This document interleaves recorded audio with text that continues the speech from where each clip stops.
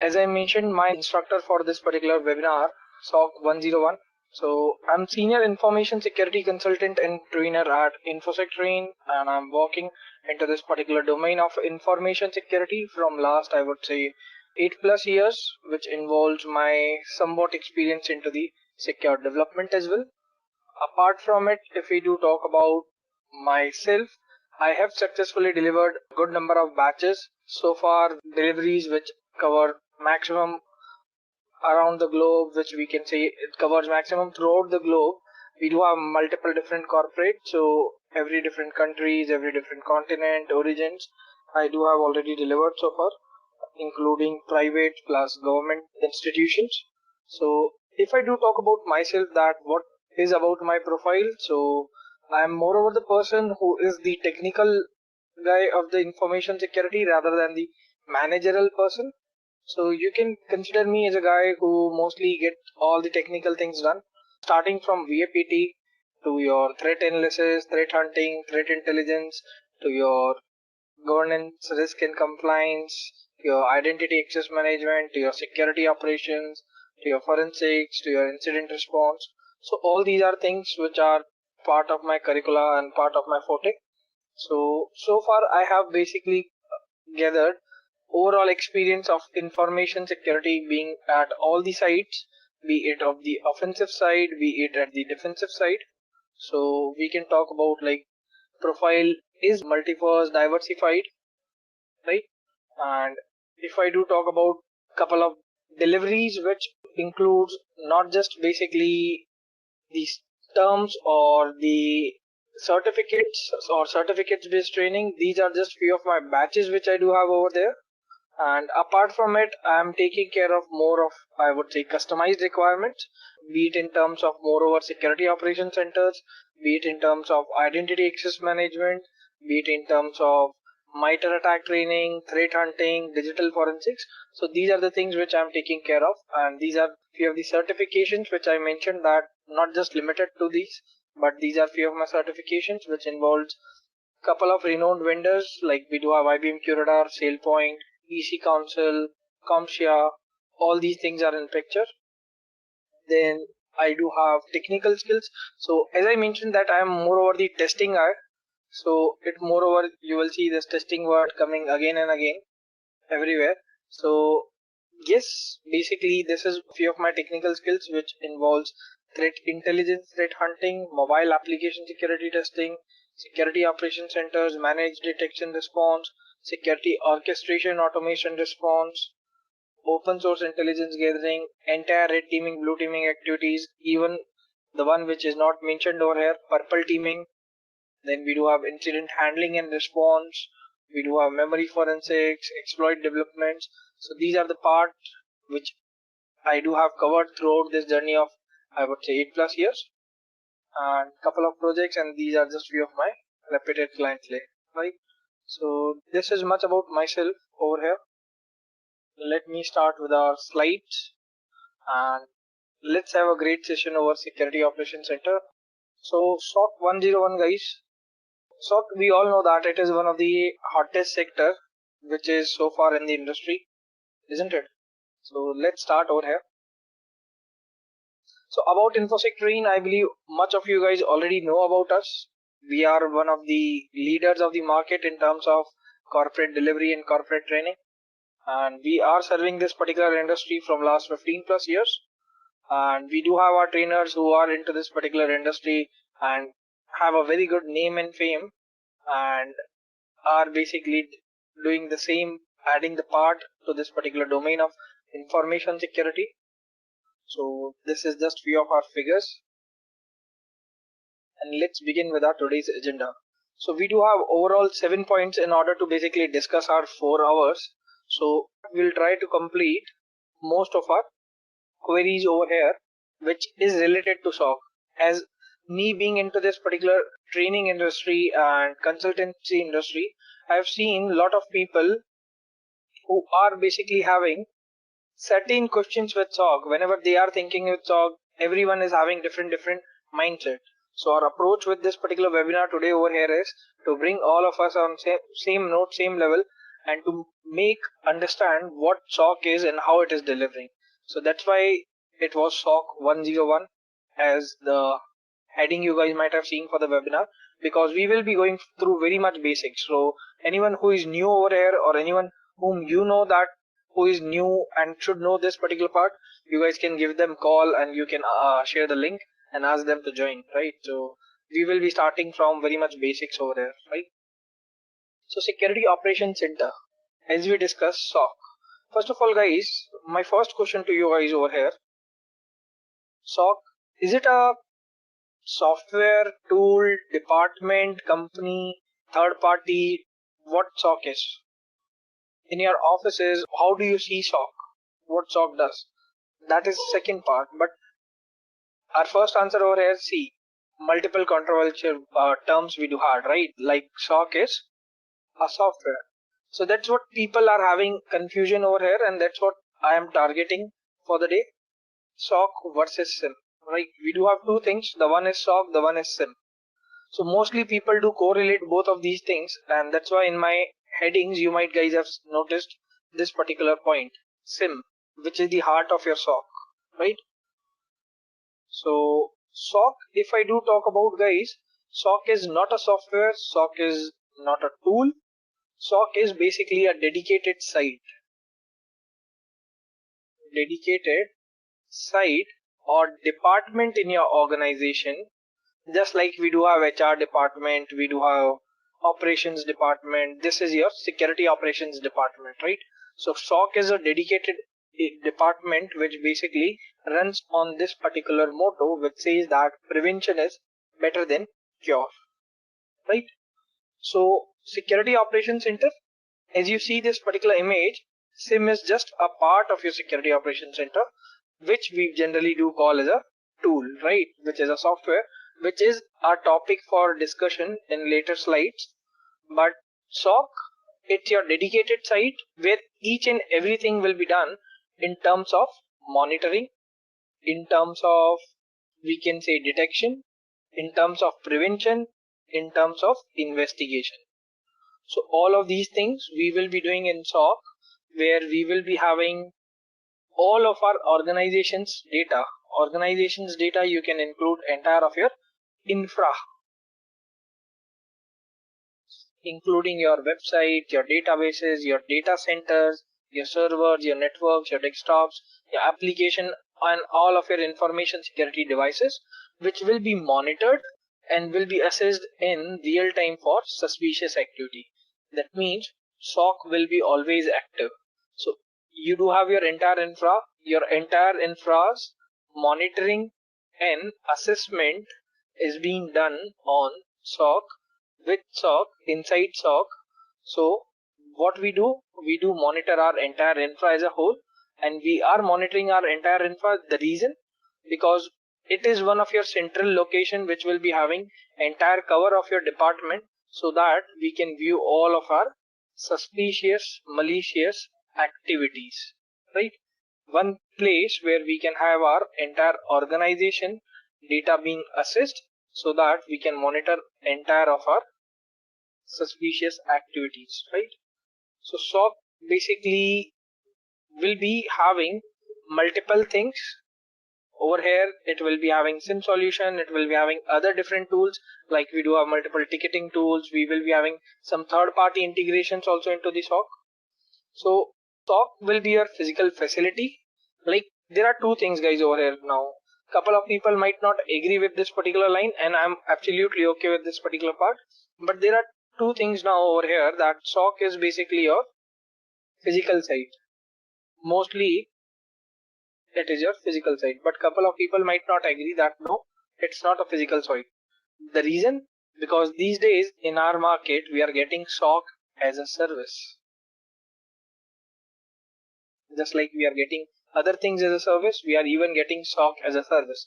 But traditionally, if I do talk about, SOC was a physical facility and still is a physical facility within an organization which houses entire information security teams, and then these teams basically analyzes, monitors all of our security systems of our organization in order to achieve one agenda, that is to protect the company from security breaches. By how they will be doing it? By identifying, by analyzing, by reacting to the cybersecurity threats which are coming towards our organization, right? So that is what we do call as a security operations center. Clear, everyone? And one more thing I just like to add over here, which I have find the gap which is in the industry, like couple of people are having knowledge about networks and information security. That means fundamentals are clear. But what I have noticed and what I do recommend people is attack knowledge as well. But what I have seen by training a lot of people in SOC is they are lacking this particular thing over there while working in SOC. They do not have idea about attacks. They do not have idea about types of attacks, how attacks are being carried out, what is the working of an attack. They just do have the understanding of the terms, and by saying that terms they can analyze that it is attack or not, right? If you do have an attack knowledge, it will be very much beneficial for you. And for that, I believe there are multiple different basic courses in cybersecurity which will be giving you this attack knowledge, right? So with that attack knowledge and cybersecurity fundamentals and little bit of networking, we are good to go with SOC over here, right? And you can join SOC. Let's say, let me give you guys one use case of network over here that will be fine for attack knowledge and network both. So when I do talk about network attack knowledge, let's say there are some suspicious requests coming to your website from altogether different geographical location, which is not part of your domain or which is not part of your I would say organization, right? In part, in sense that those traffics are coming for very first time and they are coming in huge number. Now if you do not have attack knowledge, you won't be able to decide whether it's a attack or not, right?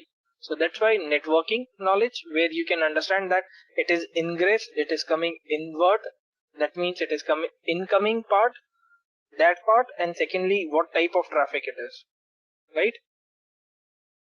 So that's where you will be needing knowledge. So I would say OSI TCP IP plus I would say some of your basics of your switches, routers, and concepts about like ports, VLANs, then your span ports, and all these things will be quite helpful, right? So basics of your network should be helpful, theoretical part. Nothing practical like CCNA until and unless you want to join SOC as a SOC engineer or architect, because that thing will be requiring your practical knowledge of your networking, right? So that is guys your security operations center. Let's discuss some of the basics of your security operations centers, that what will happen in your security operations centers, right? First part, I have divided these security operations centers basics into functions. So we do have three functions, 1, 2 and 3. So over here we are talking about first part. In SOC, we will be always doing real-time monitoring and management of our devices, right? Now what is real-time, guys? Real-time means that SOC will be something which will be active 24/7.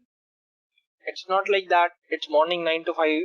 No, SOC will be always active 24/7, where we will be having entire of our infrastructure being monitored regularly in real time. Real time means if someone is trying to connect now, it's not like that I will get this particular alert later after 1 or 2 hours. As soon as a connection is requested, I'll start getting the logs and alerts into my tools through which I can monitor this entire activity, right? So that is what we do call as real-time monitoring and management. How we are doing that? There are these 2 points to successfully make these things complete, right? The first one is data aggregation. First of all, everyone knows about data. What is data? There are 3 stages of data. The one is raw, which is the very first stage of your data, which is raw facts and figures, where we do not have any basis or any information about that collected data, right? It can be random data, it can be anything which might not hold meaning, or which might not be meaningful or contextual. Then we convert that data into information, which is our stage 2, where we add context to that particular data, we add meaning to that particular data, we make it meaningful and useful. Then out of this particular information we convert intelligence. That is how threat intelligence comes into the picture, right? Over here, we create intelligence. How? By precising or refining this information into certain useful things based upon which decisions can be made, right? So you might have information about, let's say, 500 different attackers, right? Out of which 500 different attackers, I have refined it for 2 different attackers, where I can basically get those attackers info so that I can monitor those info inside my organization, right? So that is my intelligence. That means actionable data, things based upon which I can take actions, that is your intelligence. Things based upon which I can understand what is happening, that is information. Things which I'm collecting randomly from large and bulk sources, that is your data, right? So when we do talk about data aggregation, that means data is something which will be raw. And now what about aggregation, guys? So in a layman's term, since we do have a lot of new people over here, in a layman's term, I will say aggregation will be something which will be collection. Like I do have things at multiple areas. I'm bringing all of these things combined over here. That is what we do call as aggregation, collection. So in this phase, what we will be doing is data aggregation. We will be collecting data from multiple sources. What kind of multiple sources? From endpoints, from networks, from data, that means devices, from users, threat intel, configuration information, some sort of vulnerabilities and threat information, cloud information, information from our switches, routers, firewalls, IDS, IPS, like whatsoever there is in your organization, we will be collecting all that information and we will be bringing that to one central location. That is known as data aggregation. Clear, guys? The part where we are saying that we will be bundling things together, we will be combining same sort of event logs, that is second stage. But when I do talk about aggregation, I'm collecting all of my diversified data to one centralized location, one centralized database for analysis, for screening, for investigation, and for creating reports for all the suspicious activities. That is what we do call as data aggregation. Clear? So over here, why we are doing that? So we do have better visibility. Let's say, for example, if I ask you to go for all of these different devices and monitor the data, will that be easy for you? Or if I ask you to collect all that data to one place and then monitor them together, which one will be easy for us? Going different or bringing them to one and then checking? Bringing them to one and checking, right? Because over here we will be having all of these things together, so it might basically show us some sort of story that what exactly is happening, isn't it? So that's why what we will be doing is we will be doing data aggregation, collecting them to one place to have better visibility of any kind of suspicious event, right? Any kind of suspicious event from massive amount of logs which we do have generated over here on thousands of our devices every second. Because if you see a firewall, it will be generating at least thousands of logs every second, right? And it is not possible for a person to basically analyze that particular thing altogether differently. So that's why we collect the data to a centralized location. That is your data aggregation. Next is your data correlation.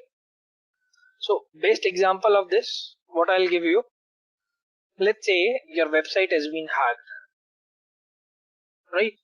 So for that website, we do have a couple of things available over here. That your website has been hacked, what all things will be giving us logs? Our web application firewall will give us logs, isn't it? Our web server will give us logs. Maybe our IDS IPS will be also giving us logs.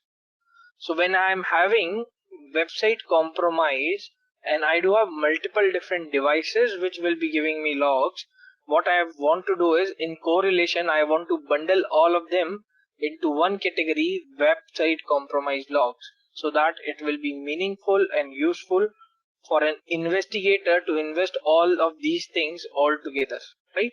So in correlation phase, what happens is we basically go for 2 or more event logs. We go for those logs.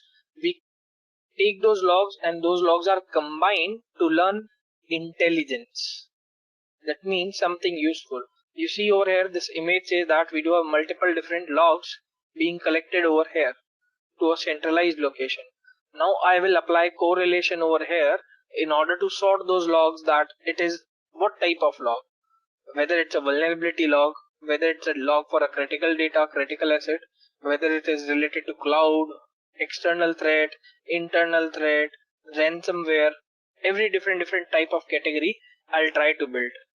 So this is where intelligence will be generated, where we can think and take actions upon in order to understand whole incident scenario, that what exactly have happened, how the attack started, to how attacker achieved their goal, right? So data correlation might involve certain steps, like we can involve normalization, we can involve categorization, we can involve prioritization, and we can involve coordinated response and remediations. So these 4 steps can be added to your real-time monitoring and management part of your data correlation. Now, what is normalization, guys? Now, you see, I do have n number of logs over here in different formats, in different ways I'm collecting them. So what my normalization means, that I will be sorting those logs into certain different ways, that I will be able to remove those event log entries which basically are redundant. My agenda is to eliminate redundant log events, or redundant, or eliminate these event log entries. How? Because as I mentioned in my last example of also, that for website compromise, web application firewall will be giving logs, web server will be giving it, IDS IPS will be giving it. So instead of having 3 different entries, I can merge all 3 of them into one, and I can basically have one single log for that, right? So that is the reason of your normalization. What is your target to achieve? To make it more concise, understandable, and more concise, right? Make it more concise at our end. That is normalization. Second part comes is categorization. As the name suggests, categorization will be classification, right? Categorization will be classification of our event logs, which will be making them in a sequential order, not sequential order, but in a systematic way. Like you can call it as indexing. The best example of this I will give you, that if I ask you guys that there is a word, let's say security, and I give you a book for 300 pages, and I ask you guys to find this particular word security into this particular book. I'm not talking about those software PDFs, I'm talking about hard copy, and that word can be anywhere in the book. Will it be a time taking process? It will be time consuming. And same word, if I ask you that find this word from dictionary, will that be easy for you? Dictionary is of 500 pages. I'm just talking about a normal book over here in order to explain that why systematic and indexing is important, right? So this analogy over here, where security, if I'm asking you to find from a book of 300 pages or any particular line, let's say, which might not be labeled that security is the best practice, this line you have to find out. For that, we do not have labeling and indexing in the book, so it will be a time taking process. That means over here things can be anywhere we want, right? Unsystematic way, not being arranged properly. But when I do talk about dictionary, index is being maintained, things are being arranged systematically, right? So our finding basically becomes easy over here. Same way our tool works. If we do not have indexing or proper categorization, classification of our data, it won't be easy for our correlational rules or it won't be easy for our indexer or our SIEM solution to find it. It will be a time taking process, and time, we all know, that is very important while we are doing security, right? So that's why you will see that most of your SIEM solution focus towards this indexing part, right? So that is your indexing. So that is where categorization comes into the picture. We are classifying our event logs systematically to make it better understandable for our correlations between two or more event logs, and in order to basically make it as a ease of search for us, right? Then next is your prioritization. So we all know that there will be n number of suspicious events coming towards us, isn't it? When these are the events which are coming towards us, which event you have to address first? How we will be deciding that? We need something in order to prioritize those events. So prioritization will be part where out of thousands of logs, which log needs to be addressed immediately, which log requires immediate response, that we will be deciding with the help of our prioritization over here. And for that we do a multiple different ways. We will be having our asset values, we will be having our different types of data. Those values weightage will be given into the SIEM solutions. So it will be coming, when it will be coming in, it will be coming with a certain value as well, right? So that is what we do call as prioritization. Clear? The last one which I mentioned was your coordinated response and remediation. So out of these 1000 log entries, it's not necessarily always we will be having all the logs as a true alarm, isn't it? We might get chances of false positive, yes or no? In order to make you guys understand false positive, so there are these things: false positive, true positive, and all these parts. So false positive will be your part where your system will show you that attack happened, but in reality there will be no attack, right? A false alarm, we can say, right? A false alarm will be part of your false positive, right? And when we are collecting logs from all these devices, sometimes it might happen that we have received false positives, right? So coordinated response and remediation will be the part where analyst will come into the picture, and they will be the one who will be filtering down all the suspicious log event entries, and they will try to eliminate the false positive, and they will try to remediate the real incidents first, right? They will try to remediate real incident as soon as possible before it leads to the big or damaging breach, right? So that is your part of your coordinated response and remediation, which is also part of your correlation. So correlation will be having four things. First one, normalization. Second one will be your categorization. Third one will be your prioritization. Fourth one will be your coordinated response and remediation, right? So these four things are necessarily available for your data correlation, right? So that is your agenda for your correlation, that what we are trying to achieve from correlation altogether, right? So that was our point one, guys, real-time monitoring and management, and this all will be happening in your real time. Next one is our reporting and custom views. So over here, reportings in custom views, right? So SIEM will be providing us brief discussion. We can say SIEM will be providing us, or SOC will be providing us, all these reporting and custom views. Custom views means, let's say if you are a technical team, information security technical team, for you, you can customize your SOC in a different way. And let's say I am over here from the management team, becoming CISO or CTO. I can have my own custom view. So what we can do is, using SOC, we can use SOC's tools and technologies, including SIEM. We can use those things over here, and we can have different customized views over here, right? So majorly these three are the views which we can have, which will be useful for your management as well and for your technical team as well, right? So we do have executive summary. who are executives?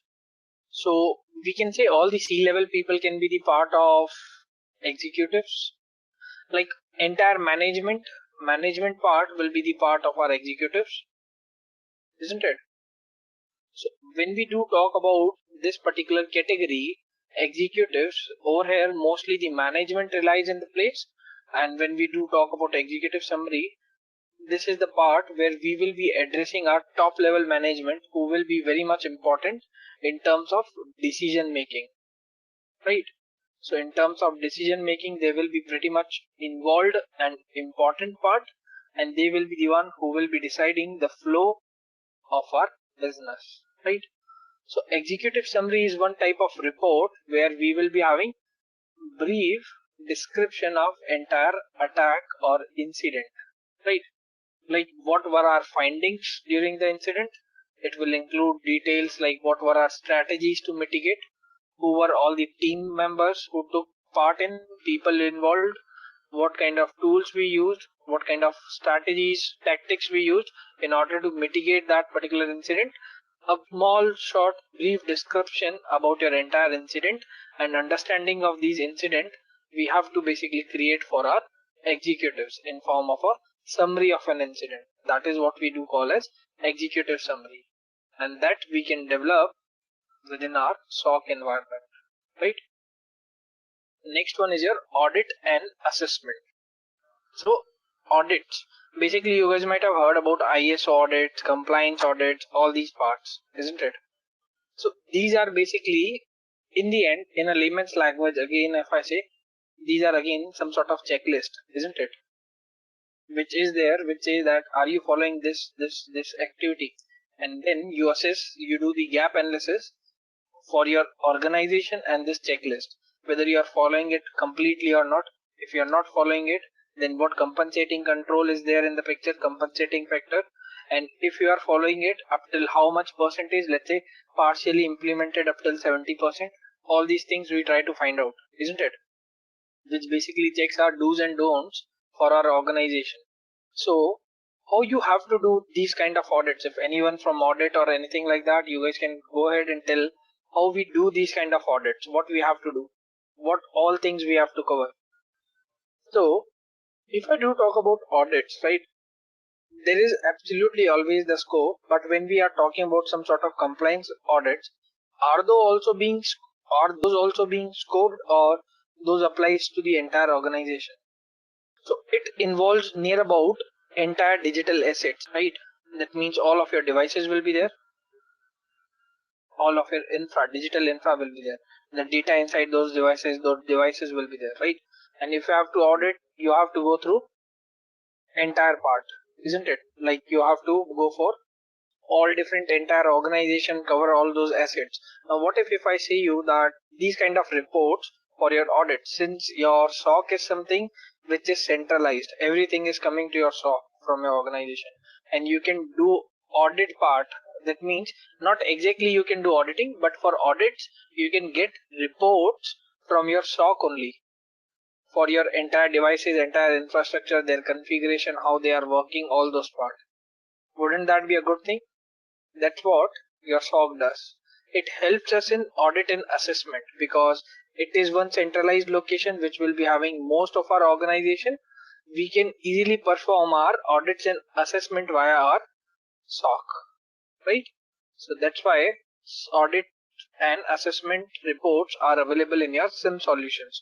So if you guys have worked upon, let's say, tools like QRadar and all, you will be having certain templates available for different audits. Like for your data protection, you do have GDPR. So template will be available over there for GDPR. You do have CIS benchmark template is available.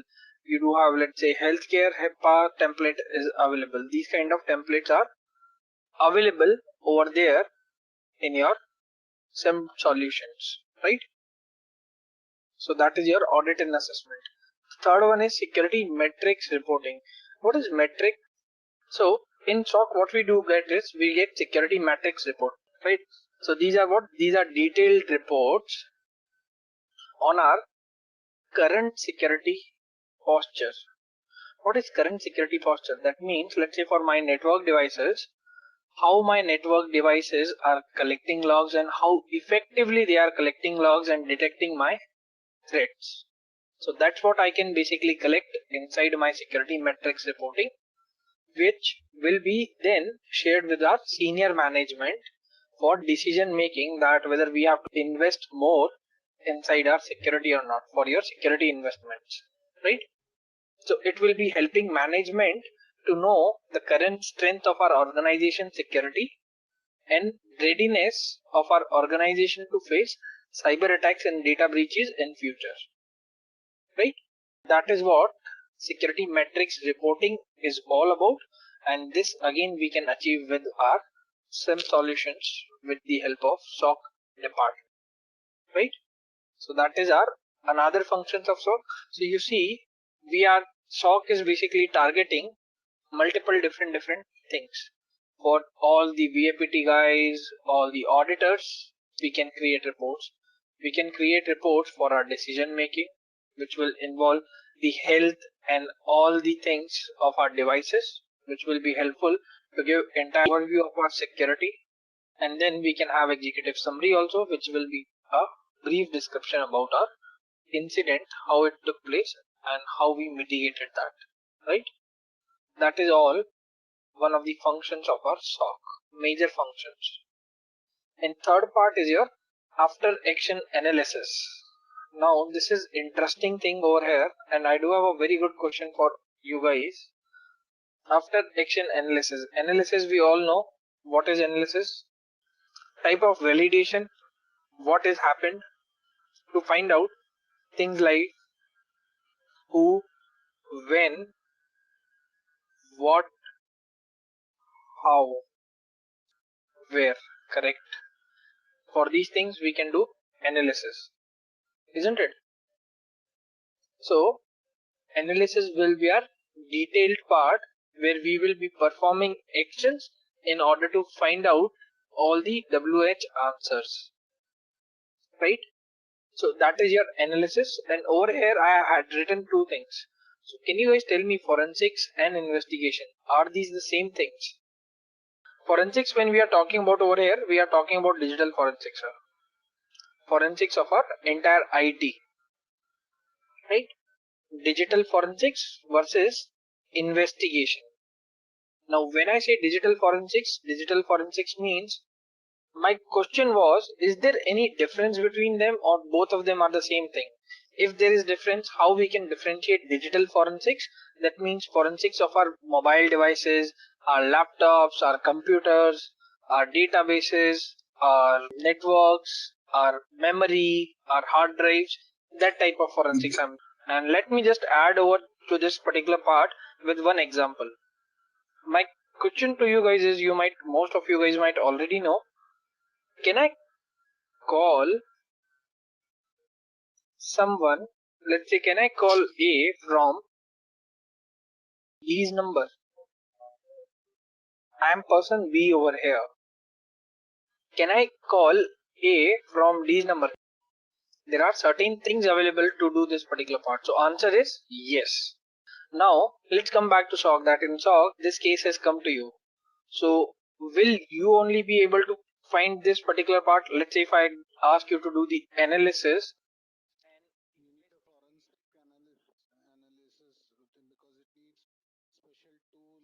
Forensics is overall part of investigation, but both of them are different things, right?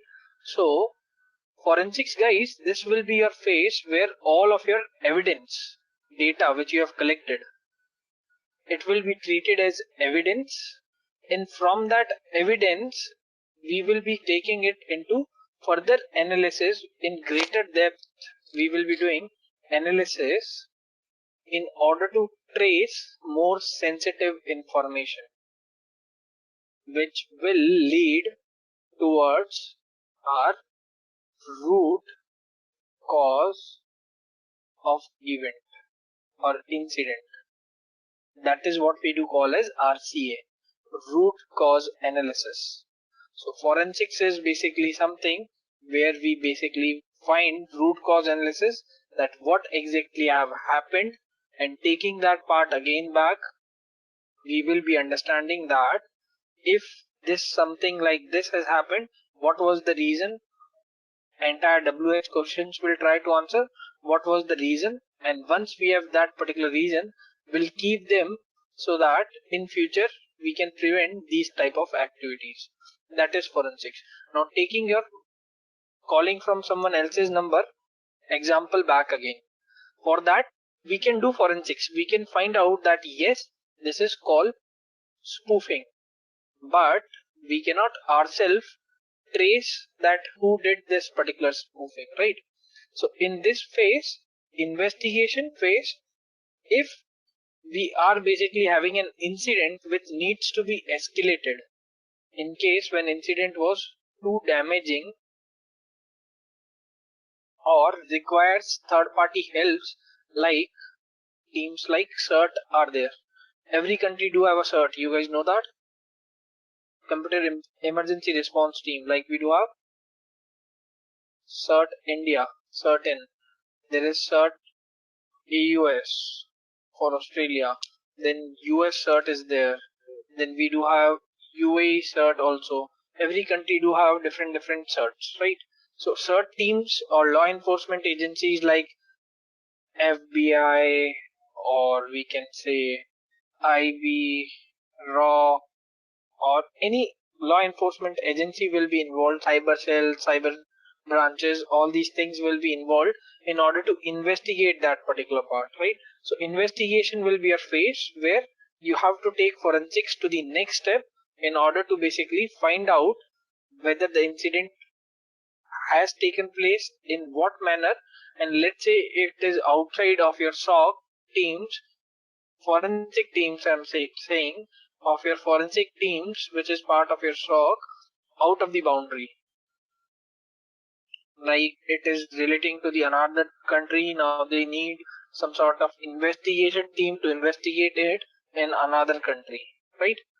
Like to trace back attackers' location and take legal actions against them. We do need investigation to be done, right? So investigation will be your bigger part and your next phase of your forensics. Forensics will be your phase where we will be just finding root cause analysis, right? So that is your after action analysis, which we generally do in SOC. Clear everyone? So this was our part 1 guys. Over here we understood SOC. So I believe it's better and clear in your mind that what is SOC now. So next, moving towards our next part, types of SOC. So let me just go with this particular SOCs part guys over here. So we'll start with the very first one, that is your external SOC. Now, have you guys heard about concept software as a service? In cloud computing, there is something software as a service. All of us over here in our life, we have used MS Word or any tool of MS Office, isn't it? And when we were using that particular part, we have to install MS Office in our system or not? We have to purchase MS Office also, isn't it? Nowadays, same part, just go through your Gmail, type docs.google.com, right? You will be landed to just a web-like thing over there, right? Which will be your Word. You go to sheets.google.com, you will be logged into the Excel, right? So what these are? These are services which we are getting now over internet. We do not have to install software, right? Software as a service, which is available to us as a service. We were paying here also, we might pay here also, like Office 365 is one of the best example to it. We can purchase it online and we can use it online. Difference between both of them, I have to install it in my laptop, and outside my laptop I was not able to use it. This one, anywhere I am, from mobile, laptop, tablets, anywhere I can basically access this particular. It's available on cloud, and we can have an internet based access to that particular part from any type of device, right? Yeah. So that is software as a service. Now same part coming over here, including this software as a service, what security professionals are trying to do, or what security companies are trying to achieve is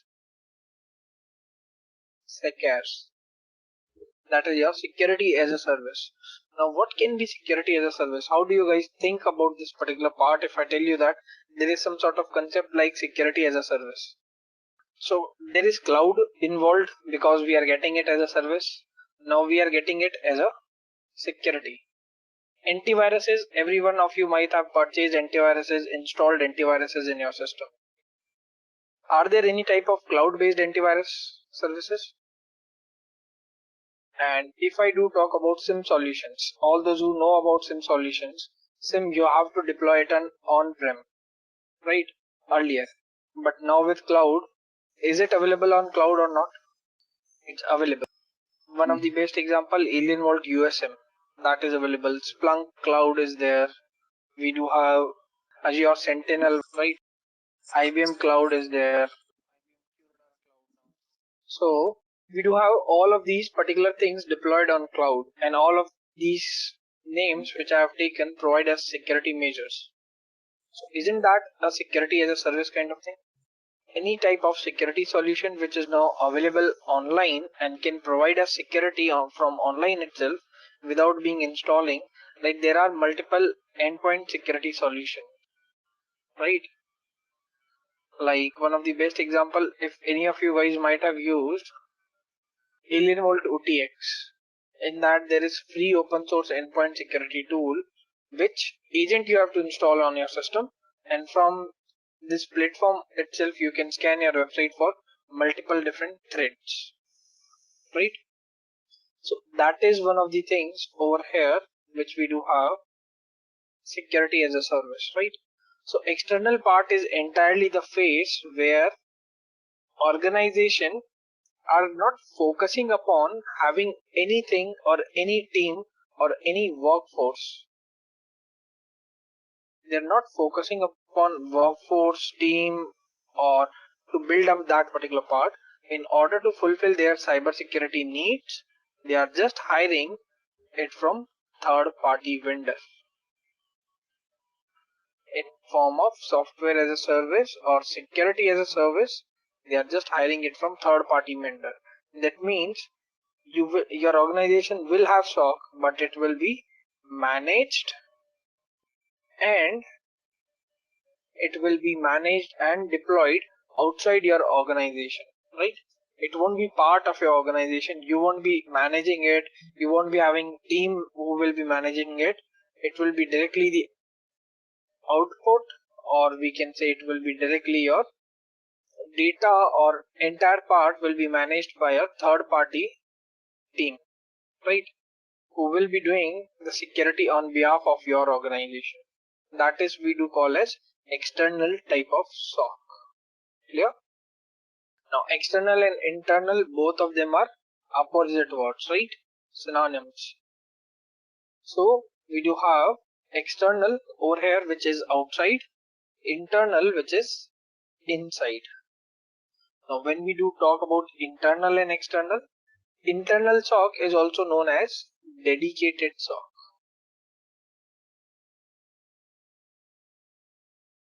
Right? Now there are all these are what are these SOC models? We do all call them SOC architecture models, right? What type of SOC architecture we are having? This is your SOC architecture models, right? So dedicated or internal SOC, this will be your SOC where the company or the enterprise, they themselves set up their own cybersecurity team in order to manage their security operations. They're not hiring third-party company or third-party people as a service provider to help them with SOC. They are having their own team available to do their security operations, right? That is we do call as SOC, internal SOC. Now I want you guys to do not get confused from SOC and SIEM. Over here we are talking about SOC. So because I have received most of the times I have received question that, so if I do have cloud-based SOC, right? So will that be part of internal or external? How do you guys will answer? Cloud-based SIEM solution, for example. So that's why I'm letting you guys know over here that we are talking about SOC but not SIEM, right? SIEM, there are two phases: self-managed, self-hosted. Not managed, not self-managed, not self-hosted. That we'll discuss later. But over here we are talking about SOC, right? So SOC, internal SOC, that means we do have internal team who will be taking care of our security operations within our workforce, right? So those are your external, internal SOC. Next comes your virtual SOC. It is one of the, we can say, very common thing which we generally try to miss out. Virtual SOC. Virtual SOC, over here we do not have a dedicated facility. Now, what do you mean by, guys, facility and dedicated facility? That means we do not have dedicated infrastructure. Over here we are getting, let's say, a web-based portal. We are getting a web-based portal which is built upon decentralized security technologies, which will be allow off-site teams which are not on-site. Let's say you do have one team sitting in a different part, so you can give them virtual access to your on-site SOC. This on-site SOC I'm having in, let's say, Delhi, right? And my virtual SOC, I have created this SOC's virtual part where anyone who is sitting not in Delhi can also access this particular SOC, right? So our offsite teams will be also able to monitor and will be also able to respond to these threats which are there, right? So entire motive and agenda about virtual SOC is that we do not have dedicated facility and we will work remotely, right? Most often will work remotely. So that is, guys, your virtual SOC, right? We do not have dedicated facility or infra. Clear? Next is your global SOC. Also people do call it your GSOC. Global SOC. So we are a very big company, for example. We are a very big company. Our one office is in India, one office is in US, one is in UAE, one is in, let's say, UK. All these different parts, right? And then I do have a headquarter in, let's say, India. So what will happen with a GSOC? You might have seen that multiple companies which are in India are having SOC, but somewhere their headquarters in US and UK, there is GSOC, isn't it? So GSOC, which is your global SOC, it is your higher level group that oversees all the different SOCs. Let's say you do have one SOC in India, you do have another SOC in, let's say, Australia, another SOC in Europe, UAE, all these parts. So GSOC will be taking care of all of these SOCs, right? So that's what we do call as global SOC, which will be oversee all of your smaller SOCs across of your large region overall, right? That is what we do call as global SOC. Clear? Next is co-managed. Co-managed and cooperative. Most of you guys might have heard about the term cooperative, right? So over here, what will happen is you will be having two bodies, internal, external. So your internal IT team will be coupled with your service provider, right? With, or maybe your outsourcing vendor, you can call it, to manage cyber security jointly. So over here, let's say your internal team is doing what? Your internal team is doing data collection. That means data aggregation over here, and they are the one who are creating data correlation rules, right? And then your service provider will be the one who will monitor and assess the alerts in real time and will give tickets back to your internal team. So combination of both of these things are working side by side. That is what we do call as co-managed SOC, where we do have both our internal team plus our outsourced vendor which is available, right? So co-managed SOC, we can say on-site monitoring solutions, plus we can even have, let's say over here I have said internal team. Let's say for example you have deployed all the monitoring solutions on site, right? But you do not have team to work upon it. So you are not doing hiring. What you have done is you have hired a third party who will be sending their team members to work for your SOC, right? Offloading external staff and having on-premise deployment. That is also one of the example of your managed SOC. Clear? Co-managed SOC. So these are guys 5 major types of SOC. Then you might have things like command SOC and all those parts, which are n number of different categories as per need. We have divided SOC into. Just one thing which I want to know over here is what is NOC? There is one thing which we do call as NOC, Network Operation Center. How it is different from SOC? So the agenda of NOC, Network Operation Center, the agenda of NOC is always to maintain the availability. This is the reason we do have NOC in our organization, where what we are saying that if we are having a SOC, NOC will be the one who will be responsible for the working of SOC, which will be checking that your entire SOC, Security Operations Center, is 24/7 up and working. Like there is no network failure, no miscommunication, nothing. That is what we do call as NOC, right? So these are guys different types of our SOC categories, SOC category level. And next upon from our agenda would be SOC team, their roles, right? Then will talk about SOC architecture over here, that is SIEM, right? Then we'll talk about forensics, incident response, and threat intelligence, right? So our next slide, SOC teams and roles. So most of you guys might have heard about in SOC there are job roles like L1 is there, L2 is there, L3 is there, isn't it? Anyone any idea what are these L1, L2, L3? Generally we do call them tier 1, tier 2 and tier 3. And then there are things like shift lead are there, team leads are there, managers are there, SOC managers, we do have CISOs, then VP, and then chain goes on, right?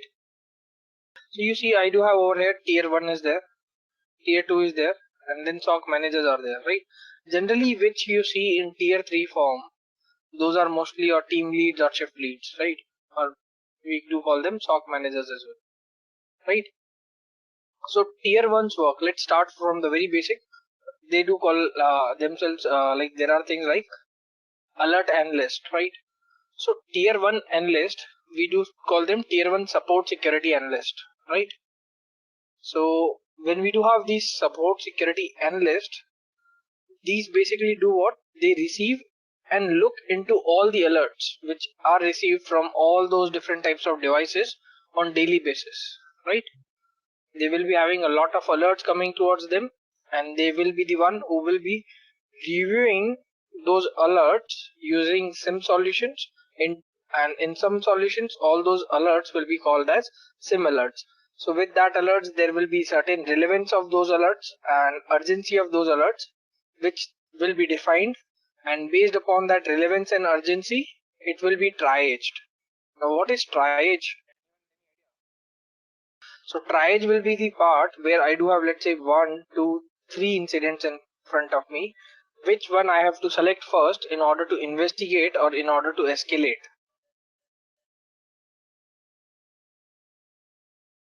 In order to investigate or in order to escalate, where I select my triage options, right?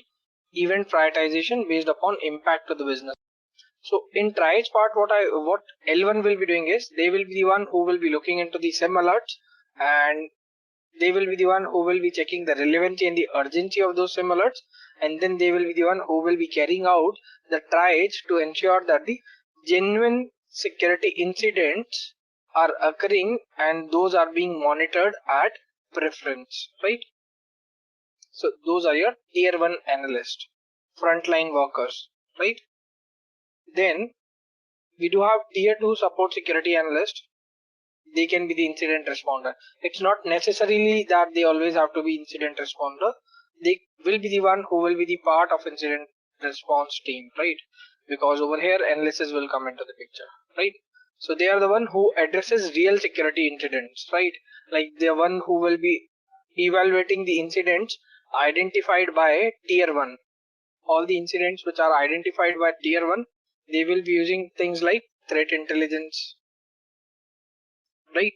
They will be having things like threat intelligence and updated rules in forms of IOCs and all, which they will be having to pinpoint that which particular systems or networks are affected, and or if there is an attack, what is the extent of that particular attack, right? So their analysis will be having multiple different processes, multiple different configs, which will be the part of the which they will try to find out on affected systems. So that's why we do also call them SMEs, subject matter experts. They can be part of SME of threat intel, of malware analysis, for endpoint detections, for networks. So these are all the part of your tier 2 analyst, right? The one who will be having some sort of specialization, right? Where they will be able to carry out in-depth analysis with the help of threat intelligence, with the help of, we can say, incident response, with the help of threat intel. All of these can be the part of your tier 2, and these are sometimes being in the same category. These are also can be the part of your tier 3 as well, right? Like you might see that people who are working on tier 2 are having same part. So malware analysis can be can be done in tier 2 and tier 3, both of the parts, right? So that is your tier 2, right? And then tier 3, these are the ones who are more responsible than tier 2 people, much more responsible than tier 2 people, who will be having the idea and the capability to deal with critical security incidents. Critical security incidents, they will be having the capability to deal with critical security incidents. They will be the one who might basically do vulnerability assessments or penetration tests to in order to assess the resilience of your organization security and to isolate the areas which are having weaknesses, right? So they will be the one who will review the alerts, threat intelligence and security data. They will be also the one who will be identifying that if there is any kind of threat who has entered to the organization's network, so they will be the one who will be analyzing them in order to contain those threats and eradicate those threats. And they will be the one also who will be doing gap analysis. Remember that security metrics reporting, they will find the gaps in securities and vulnerabilities which can affect those gaps, right? So those are tier 3 people. Even subject matter experts can be tier 3, right? Mostly those will be subject matter experts. Like tier 2 can be the people who can be jack of all trades over here, but tier 3 will be the one who will be jack of all trades but king in one, right? So that is your tier 3 people. Then you do have your SOC manager. So SOC manager will be the one who will be directing entire security operations. He will be the one for responsible for entire SOC team, right? And he will be the one who will be the link between the management and the technical team. Like in management, it can be CISO, right? So the one who will be the link between the management and the analyst or the engineers, right? And will be also responsible for hiring, for training, for creating security strategies, plans, for directing those plans, or in order to orchestrate response, to all of your major security threats or all of your workflows. So they will be the one who will be creating your organization's workflow. SOC managers. Clear? So these are the levels of SOC teams, right, which we have discussed. Now different profiles which can be there. We do have Director of Incident Response. We do have CISO. We do have SOC manager, which we have discussed. We do have security engineer and security analyst. These two are the major things which people generally do misconfuse as one. Who are security engineer, guys? Incident response managers are also there. So let's start with your incident response manager. Their agenda would be to manage and prioritize actions during the containment or during the incident response lifecycle, like containment, eradication, analysis of an incident, right? So they will communicate the requirements, like is there any kind of high severity requirements to entire stakeholders who are internal, external, both, right? So these will be the one who will be majorly responsible for your incident response life cycle, right? Next is your security analyst. So these are the one who are responsible for detecting potential security threats, plus the one who will be handling them, right? So they can implement security measures, and they might also be involved in activities like disaster recovery plan. Because let's say, guys, you do have world's best SIM solution, you do have world's best SOC team. Still, is there any chance that you will get hacked? Yes, right? We will get hacked. And the case when we get hacked, we need to basically create a plan. What happened when we are over here? So that's where we do have DR plans, disaster recovery plans, or we do say it BCP, business continuity plan, right? So these type of security analysts might be involved in these type of plans also, that in case if the control fails, then what we can do, right? So that is the role of security analyst. Security engineer. Now security engineer, how they are different from security analyst?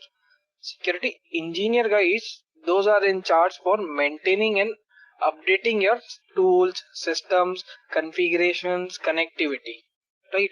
Let's say you do have Splunk as a SIM solution, right? And you want to integrate your newly implemented firewall to Splunk. So that will be the role of security engineer, the one who will be the specialist of hardware and software, and the one who will be updating the tools and systems inside the SOC, right? So their entire agenda is to maintain the connectivity, to maintain the connection of our SOC. They will be the one who will be responsible for the data flow, that from which device to which device data is flowing, how it is flowing. They will be the one who will be responsible for the documentation of that flow as well, which might be needed by other teams. Let's say if I'm the investigation team, I need some sort of data flow documents. So it will be security engineer who will be giving me that part, right? Then we do have CISO. CISO we all know, Chief Information Security Officer. They will be the one who will be establishing the security related strategies, policies, operations. They work closely with your top level management like your CEO, informs and reports management about all the security issues, the representative of information security for your organization, CISO. Then we also do have one post which is Director of Incident and Response. So they will be the one who will be managing the incidents in larger companies. You might not see it in small or mid-sized or SMEs companies. So these will be the one who will be in larger companies, that they will be managing the incidents in the companies as they occur, and they have to communicate, let's say, some sort of security requirements to the organization. Let's say there is a significant big breach happened.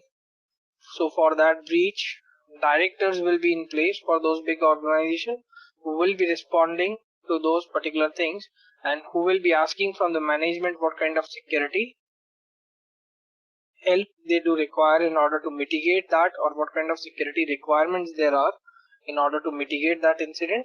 And the one who will be doing the PR also, managing the PR and informing all of the stakeholders about the breach as well, right? So that is your entire of your SOC posts. Now things comes into the picture: who are consultants, who are architects, then analysts we have discussed, engineers we have discussed. Like in terms of, I would say, medical, let me just brief you. There are two types of things. There is one doctor who is surgeon and there is one doctor who is consultant. As simple as that, the one consultant will be there and the one analyst will be there. Analyst work is to detect, to find out, to do that particular work, right? To detect, to find out. And consultant, just like surgeon does, the one who does the surgery, to find out or to fix that particular part, that is analyst.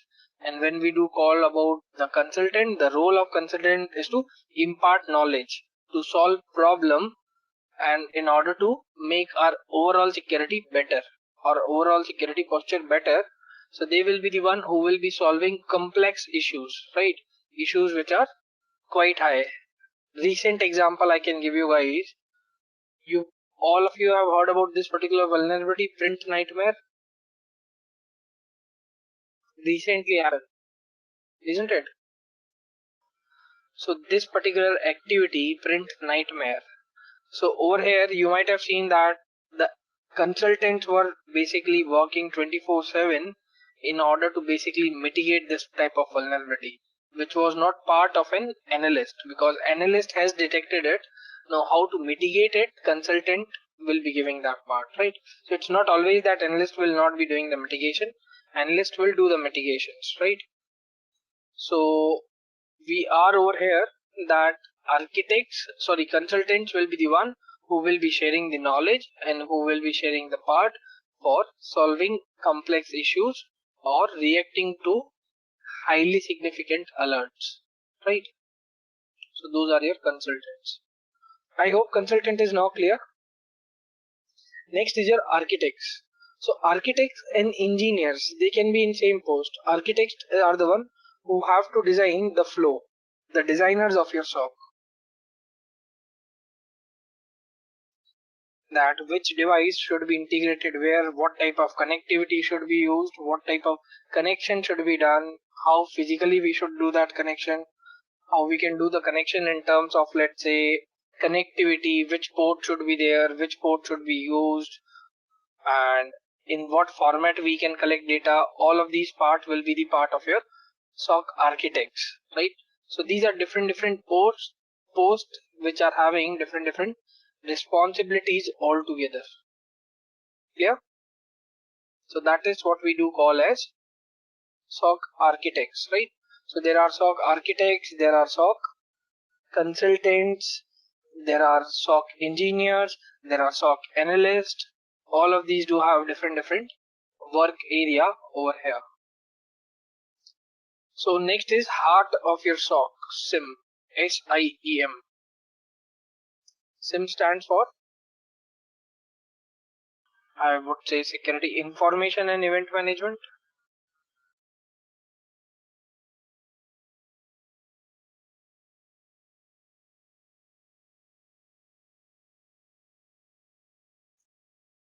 So every SOC guys will be having a SIEM.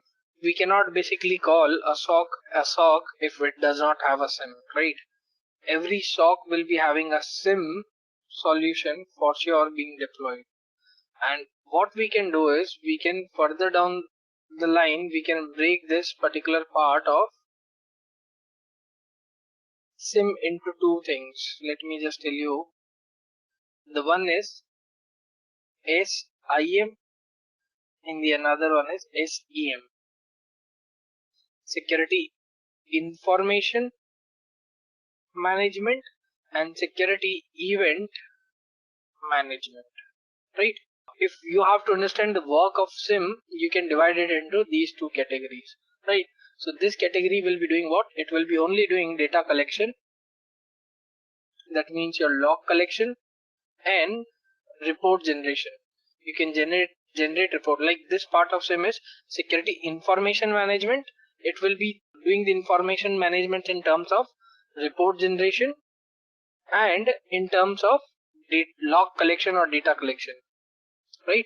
Then we do have SEM, that is your security event manager or event management. So this is where your actual analysis happens, right?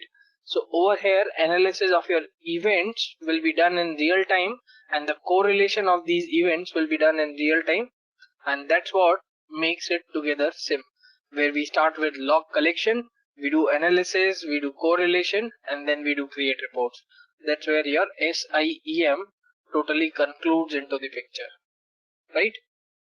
So SIM technology is what it is in terms of software. It provides us real-time analysis of our security related alerts which are generated on our entire organization's hardware or network or applications, right? So that is what we do call as SIM. So remember all those parts which were talking about SOC, that SOC does data aggregation, data correlation, all these parts, all the functions of SOC. If you remember, we are talked about real-time monitoring management, then we do talk about reporting and custom views, then we did talk about after action analysis, isn't it? All these functions of SOC are being performed by SIM solution only, right? Are being performed by SIM technology only. So there are multiple SIM solutions, like couple of them are mentioned over here. We do have IBM QRadar, we do have Splunk, both of them are market leaders as of now, right? We do have Azure Sentinel, very much popular from last, I would say 1 year, AZ Sentinel. Then we do have HP ArcSight, we do have ElasticSIM, one of the open source, right? People are not using it as a SIM, but they are using and integrating it with their SIM solutions like Splunk and all for better search, right? We'll talk about what search is, we'll talk about that, right? Now the question arises, why do we need SIM? So when I do talk about SIM, why do we need SIM? We do know that data breaches are being increased, right? Like these days data breaches are not being increased by external factors but by internal factors also, right? So we do need SIM to monitor both of these things. Recently, last year example itself, up till this particular year, first month, you remember SolarWinds? There was attack on SolarWinds. Again, that was one of the reason of internal threats, right? So these type of attacks will be there. They are increasing. That's why we do need SIM. Attackers are also getting smart these days. They are getting sophisticated with each and every day with their tools, with their types of attacks. So our traditional security solutions will not be a good enough choice, or they will not suffice our need, right? In order to detect these type of sophisticated attacks. That's why we do need SIM, right? To mitigate all these sophisticated cyber attacks and increase volume of logs. These days, every organization is having multiple of firewalls, servers, IPS, routers, workstations, switches. N number of things are there. Not just these, limited up to these endpoints, data centers, servers, routers, wireless access points, all things are there, right? So when we are having N number of things, we do have increased volume of logs from multiple sources. And it becomes very difficult for us to monitor all of these things, right? So using SIM we can do that. And sometimes our compliance requirement, right, which requires us to govern the entire organization's data, which becomes very difficult to do it when it is not being collected into one place. So SIM basically collects all your data and you can monitor it from one single place, right? So that is your use cases of SIM, that why do we require SIM solutions, right? Now, if I do talk about capabilities, SIM will be able to aggregate your data. Data aggregation, I believe already we have discussed that. Collecting logs from multiple sources, right? From multiple devices. SIM will be able to do that. SIM will be able to create alerts, right? Alerts, that means it will be helping us to generate notifications of any kind of issues, right? Then correlation. Correlation also I believe we have discussed. Correlation, that means looking for common attributes, right? Things which we have discussed. Over here, we will be linking multiple events into some meaningful bundles, which will be giving us ability to perform multiple different types of intelligence techniques, where we can combine multiple different logs from different sources in order to turn them into useful information or intelligence, right? The one term over here I will mention more with your SIM, retention. What do you guys mean by this term retention?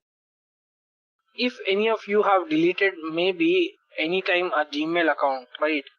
There, there is a message displayed on the last page when you try to delete your Gmail account that your data will be stored in a retention period as per our retention policy for next 1 year, and then it will be vanished off. So retention means that we will be storing certain kind of information for a certain period of time, right? And that time basically it's industry standard time. Like for India, it is generally countries like India, specifically I'm talking about India, it is 1 year, right? In India, we do have standard retention policy of 1 year, and where countries like UK, US are there, they are having retention period of 2 to 3 years. Why there is difference? We do follow different compliances, different role. They do follow different compliances, different role. Like NIST, this particular time period is governed by NIST. So since they are following NIST overall, so they do have this part. We do not have NIST. We do have decided 1 year so far.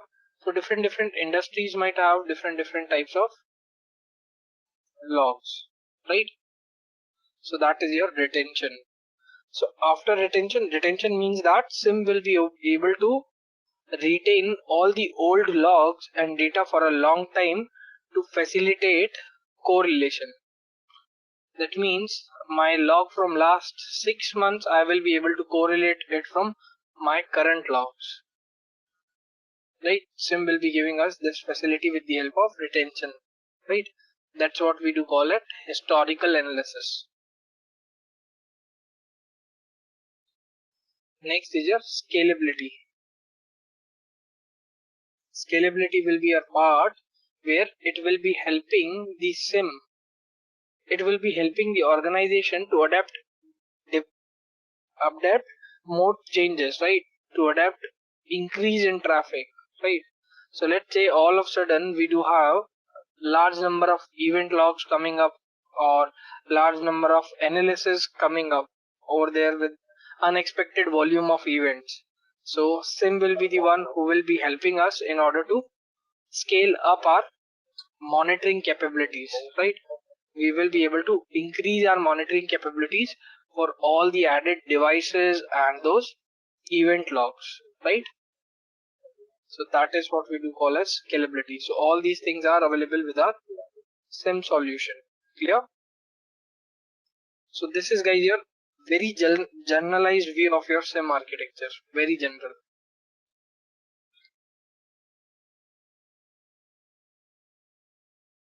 This is how your SIM looks like. You are doing collection from multiple sources: IDS, IPS, firewall, routers, endpoints, switches, wireless access points, then servers, then you can include your clouds, your data centers, all of these different web servers, different parts. You're collecting logs from all of them. That is collection. Once you have collected it, you're doing normalization. I believe we have discussed normalization as well, right? We are doing normalization where we are trying to sort out our data, right? Where we will be going for redundant log entries. We will be taking the log entries which are coming from thousands of devices, and we will be eliminating and making our collection more precise, right? That is your normalization. Once done, the normalization will store these particular things in our database, and same data will perform correlation as well, right? So correlation will be the part where we will be looking for our common patterns between the data from different sources, and we'll try to find some link between them, right? And then we can store those things as an event in our database again as well, right? Then from this correlation rules, if anything gets detected, we basically have a notification for it, right? Notification will be in terms of your alarms, alerts or triggered alerts in terms of that, right? So alarms will be raised in real time with predefined rules are not matched, right? Whenever a rule which is not matched or not met, like traffic, there is a traffic from external IP, right, to multiple ports on our network, right, which should be denied. So if it does not happen, alarm will be raised. We have said that there should be no login failure more than 5 in less than 3 minutes. If it happens, let's say 6 happen, alarm will be raised, right? So that is what we do call as notification. Reporting, I believe you guys remember we have discussed executive summaries we can go for, audit assessment reports and all. So reporting are events and incident in forms of detailed reports or information about our security using our security metrics reporting on our current security posture of our network devices with our management. That can be done over here from reporting part, right? And then your storage, this will be your retention. So as per your retention period, 1 year, 2 year, 3 year, we will be storing the logs in our storage servers for future references to facilitate correlation of data over time, right? So that is what we do call as entire SIEM architecture.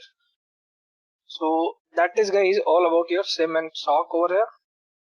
Next, we will be talking about the domains into your SOC, right? We are now targeting different types of profiles into your SOC, the domains into your SOC.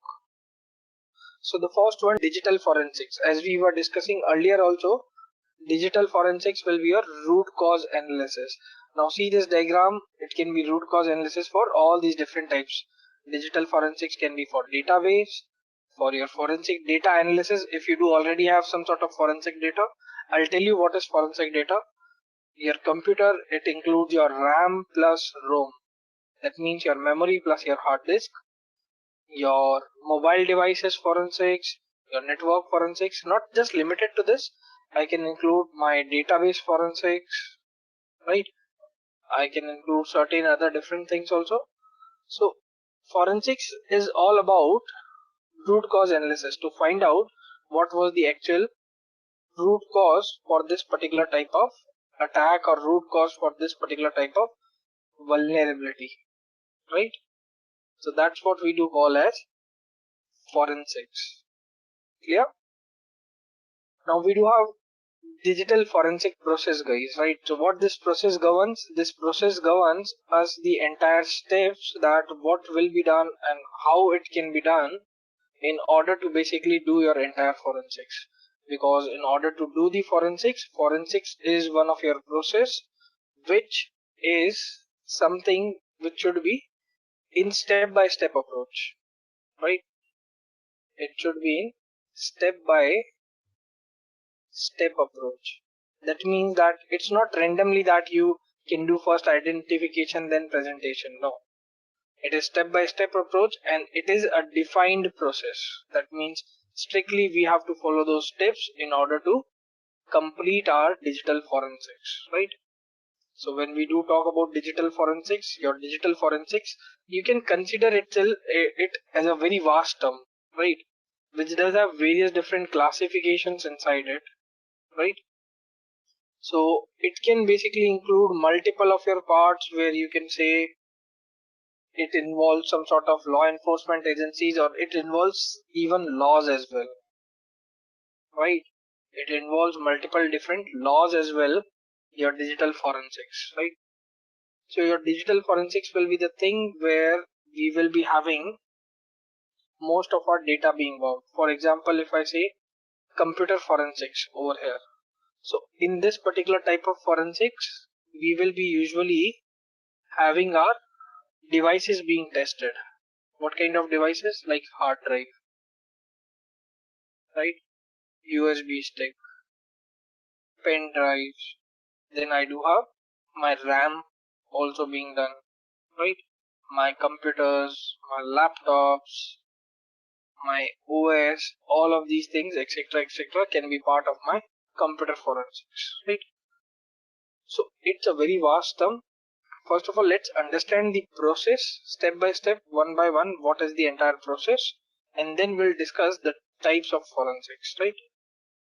So identification, the first part. This is the first step of your investigation where, as an investigator, we have to go through crime scene.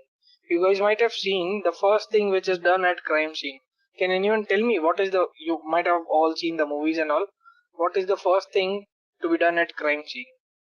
So even before we go through that, can we say that secure the crime scene first of all? Remember that yellow tape which we generally do see, that no one can come in, no one can go out. So that type of thing we have to do. So as soon as we are taken to the crime scene, in identification we should be knowing our purpose. That what is purpose of our investigation, and for that particular purpose, the reason why I'm telling purpose, that as soon as we reach to our crime scene, we should be knowing, or we should be recognizing our potential digital evidences. That all these things can include evidences. We should be able to identify our, like from entire crime scene, we should be identify that, okay, these two things or these three things, these 5, 10, 17 things can have evidences, so that we can collect all of them, right? So that is your part 1, identification, where you have to identify. Next is your preservation. So your preservation is the part which is very next to your identification. So as soon as you have collected your evidence, right? As soon as you have collected your evidence, you have to preserve your evidence. That means you have to be very much careful that your original evidence, that means the one which you have identified and collected, that original evidence, even not collected yet, if you have just even find it, make sure that while you are collecting, that evidence is not being tampered. Now what do we mean by tampered? Tampered means that it should not be deleted, partially deleted, corrupted, used, changed, altered, right? So your evidence should not be tampered, which if did might complicate our entire. So that's why you might have seen that investigators generally do wear gloves in order to collect the evidences also, right? So because if evidence is tampered, our investigation will be made complicated, or it will be not admissible in front of court. Court will not accept your evidence.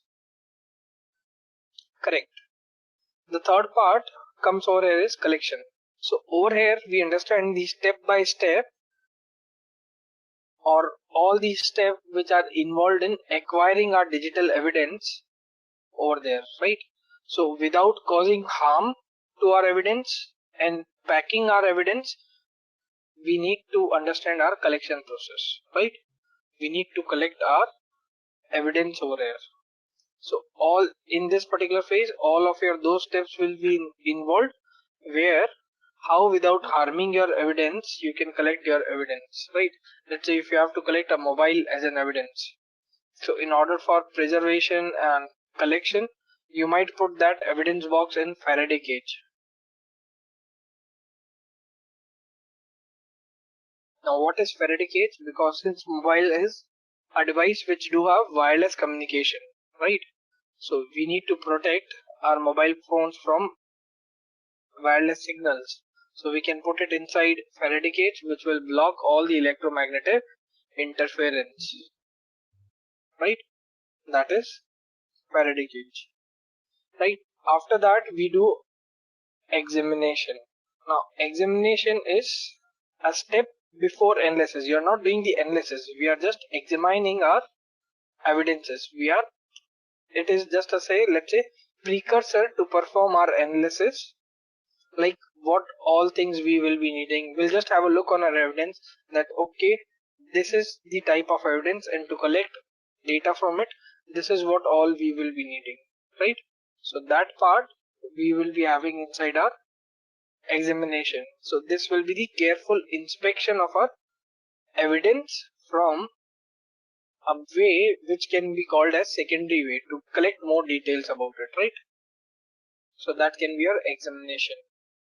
Next is your analysis. So before analysis, one thing comes into the picture, that digital forensics has a rule that we cannot perform forensics on our original evidences. This is not being allowed. We cannot perform analysis on our original evidences. We always have to do what? We have to create a bit by bit copy of our original evidence, same as it is bit by bit image of our original evidences, which will be used for investigation. Now what is bit by bit image? Bit by bit image is something which will be same as your evidence. Even the hash of your original evidence and your imaged evidence will be matched, then only it will be known as bit by bit copy, else it will not, right? So we'll create an image of our evidence, and then we'll do the analysis in that image by making sure that our original evidence is untouched, right? So that is your analysis. Next is your interpretation.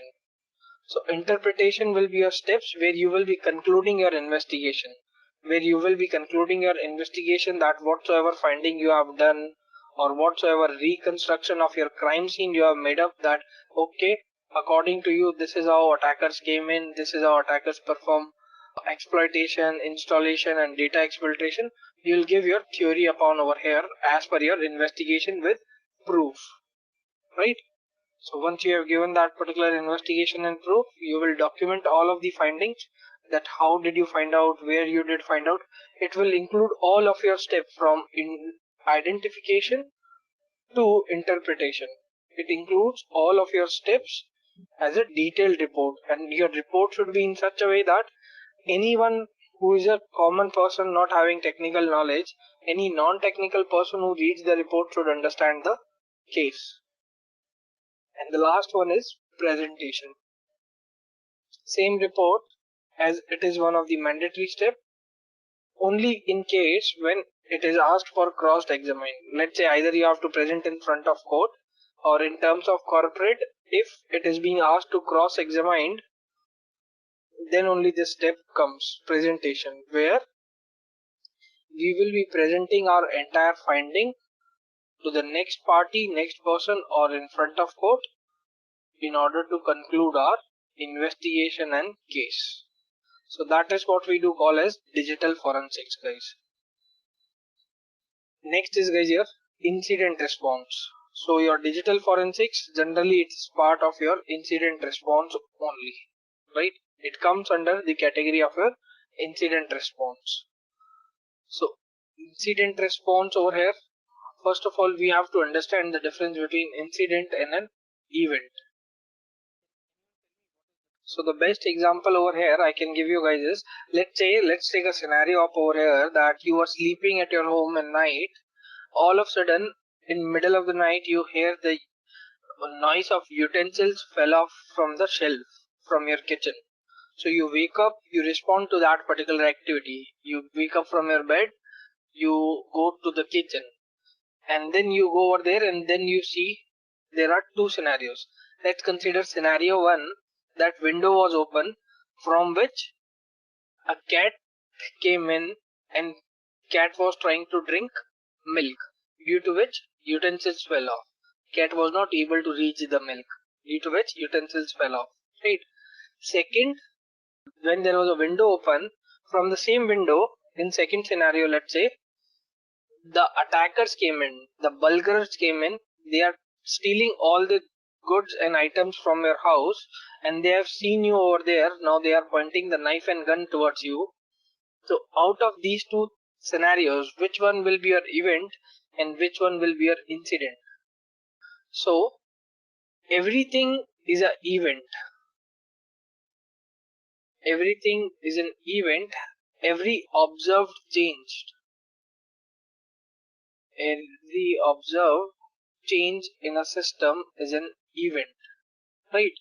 So when we do have every observed change in the system, it can be good, it can be bad. Everything is an event. Now every bad change is a incident, right? So event and incident, guys, events will be an observed change inside your system. For example, you log in successfully into your system, event. For example, you are not able to log in, your password failed, event. Multiple times password failed, might be an incident, right? So incident will be all the adverse events. That means all the adverse events, all the bad activities, all the adverse events which are causing the harm on your organization or which are having an impact on the security of your organization is known as incident, right? And when we are talking about incident response is the phase when we do have any of these type of bad activities happen. How we will be responding to that particular activity is known as incident response, right? So incident response do involve certain different things. So these are a couple of points which will be defining your incident response plans. Multiple different websites, multiple different bodies will be having different terms being named. I'm just trying to add this incident response plan since I mentioned streamlining. So this is my version of incident response plan, which I believe is closely related to what we are having in corporates these days, right? So we start with preparation. So preparation over here, what I can do, I can get myself prepared before then incident comes. I should be prepared for each and every type of incident. My devices should be prepared. My log mechanism should be prepared. I should have a system where I can see anything coming to me, any kind of change I should be able to see. I should be able to see all the user accounts. So it can involve things like central registration system, for example. Like I can, in preparation, what I can do is I can create a central registration system in which I will be saving my time, that all of the data, that means central registration system, that means I should have things like SIEM, where all of my data can be monitored from a single point of view, or a central log collection system that can manage large files as well, right? Like your SIEM solution. So that should be there even with my devices. For example, simplest example of preparation can be time synchronization. Let's say attack happened. Your firewall says that attack was happened in morning. Your idea says that no, it was in evening. Time is not synced. If time is not synced, you will never be, or your SIM will never be able to understand that it was attack. Time synchronization between all of your devices in the network is very important when logs are collected, right? That is again part of preparation, isn't it? I can even include management of my service accounts, or asset management, or user account management, right? Like there are certain things when usernames of different account belongs to different people, isn't it? And all those different usernames can have multiple different activities which we have to monitor in terms of event, isn't it? So again, that can be their asset management. One of the, again, simple example of preparation. I should be having information about all of my devices. I should be having information about all of my operating system, all of my patch versions, or whatsoever status it is, be it critical or normal. I should have information about my assets, isn't it? So that is what we do call as asset management. Let's say you get a threat feed, or you get alert that some device has been compromised, but you do not know that it belongs to who, which category it is, what type of device it is. We do not have any information. So that is not asset management. That is asset management, right? Then I can include, let's say, one more point, secure communication. So in preparation, I should be even preparing for secure communication. Let's say in some sort of like incident happened due to which my normal communication lines have been affected. I cannot communicate with those lines. So some out of the box secure communication should be there in order to communicate certain instructions or certain messages to different teams, right? So all these can be the part of preparation in incident response plan, right? Then next is your identification. So identification over here, this will be your phase where we will be identifying our potential suspicious incidents. Like I can review whatever I have received, I can review all those incidents that which are potential or which are suspicious, and with all that information has been come with that incident, I can try to verify that information, or I can try to collect more information about that particular incident or that suspicious activity, isn't it? Then after I have identified the incident that it's a web application incident, I can assign it to person who will be taking the care of that type of incident, right? So I can assign it to, let's say, Tom, who is the specialist in terms of web application incident, right? So once I have done that, even in this particular part, what you can do is you can check by creating a checklist. You can check whether Tom has successfully investigated that incident or not, right? Like checklist you can create that when Tom will be doing the analysis of this web application incident, Tom should collect logs, Tom should collect IOCs, Tom should collect proof of concept. All these type of checklist you can create which Tom has to achieve in terms of his analysis, right? So all these can be the part of identification. So once Tom will be able to identify the incident, cause and everything, next is your containment. With this COVID-19, everyone might be familiar with this particular part, containment. We have seen lot of containment zone throughout the world. Like every country was having their own containment zone. Containment means scoping of it. That means isolating that particular part. Of course, it does not involve isolating. Instead of containment, I can write scope over here, which will be better. So scope can be what? In scope, I can characterize the event first of all. That what type of category it involves. Whether it's a DDoS event, whether it's a malware infection, whether it's a data leak, what exactly the type of event it is. Based upon that, in scope we can take actions accordingly to the type of event, and I can intercept the attacker's method quickly. So if I know that it's a DDoS attack, I will know that attacker's method will be using some sort of C2 server. DDoS for attackers methods would be using some sort of botnets, isn't it? We can intercept that particular part easily over here in terms of containment. So once we have intercepted that, we know that botnet communication will be there. We can hunt our organization for that botnet communication, and we can block that particular botnet from communicating our network. That means we have contained our incident, right? So that is what we do call as containment, right? Then next is, guys, your eradication. Once you have contained the incident, you know that this botnet channel was there which was trying to communicate to this ABC server of yours. So in containment, you have taken out that ABC server from your network so that it cannot go through entire network, only that server will be there. So next will be eradication. How you will close this communication between botnet and this particular compromised server. That will be your eradication.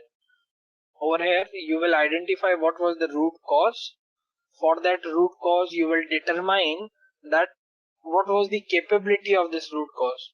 Whether it was having some sort of capability like rootkit or not. Now what is rootkit? So rootkit is, guys, type of your advanced malware which will be having what? Which will be having the capability or capacity in order to basically hide themselves inside your BIOS of your system, right? So they try to affect the firmware of your system. So no matter if you format your system or if you run antivirus on your system, if it is a rootkit, it will store itself inside the firmware of the system, which will not easily be able to detect, and even we won't be able to detect it, and when we are not able to detect it, still there in your system, right? So these type of capability check for the malware. So when we do have these kind of things in eradication, we can check the capability of that particular malware, whether what kind of capability they are having, right? Once we have determined the capability, we can remove them, right? And while we are talking about the removing those particular parts, we can also move around and we can check whether what was the reason due to which this type of attack happened, so that we can improvise our attack over there itself, right? And once we have improvised our defense, that means we have now applied some sort of new rules on new devices, we have created new areas, whatever deficiencies which we were having due to which last attack happened, we'll try to improvise on that part. That can be the also part of eradication. And eradication might also involve your vulnerability scans. Once you have removed it, you can do one more time vulnerability scan to verify that it is still not present in your network, right? So that can be the part of eradication.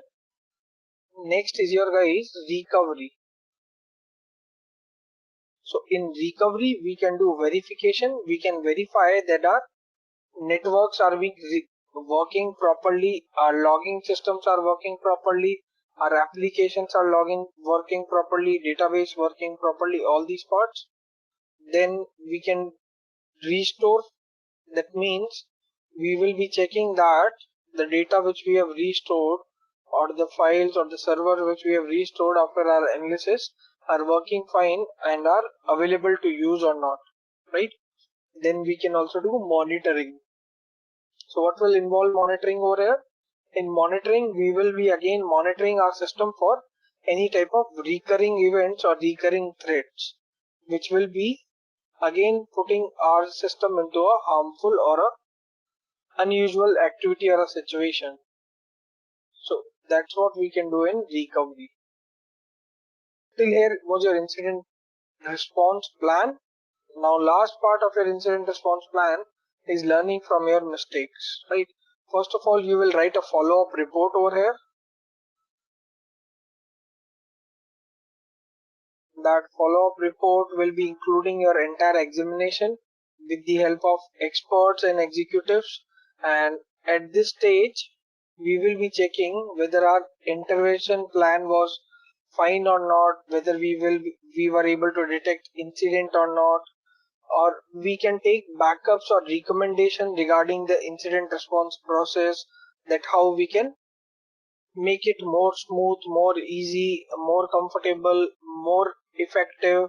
All these these type of feedbacks we can take, we can improvise it in our lessons learned. This is all about your incident response plan, right? Now our last and third part of our domain of security operations center, that is threat intelligence. Let's do it in same way. What is threat? Can I say threat? That it can be anything which can change the value of my asset. That means decrease the value of my asset. Anything which does have potential to damage my organization. Can that be a threat? It will be damaging your organization, right? So threats, basically these will be the part where we do have our potential damages or potential to damage comes into the picture, where anything which can do a minus to my organization or my assets. Like there is an attacker group who is very likely to attack us and can attack because of our infrastructure. We do fall under the category of their targets. That is a threat to our organization, right? And intelligence, as we discussed earlier, that is your actionable data, right? So what I'm doing, I'm collecting actionable data about my all the potential people who can attack me. That means I'm collecting the data about my attacker so that I can monitor upon that particular data if that attacker is presented inside my network or not, right? So that's what threat intelligence is. So a proper definition to threat intelligence will be like it will be your process of collection, and it will be your data which will be processed, which will be collected, data which will be collected, which will be processed and analyzed in order to understand what is the threat actor. There is one term, threat actor. It can be all different types of hackers or adversary. Like all of you might have seen that particular movie Batman, right? In Batman there is one role, Joker. What Joker is to Batman is adversary to your organization, opponent, attacker, right? So threat actor's motive, threat intelligence will be the part where I will be collecting, processing and analyzing the data to collect threat actors' motive, their targets and their behaviors, right?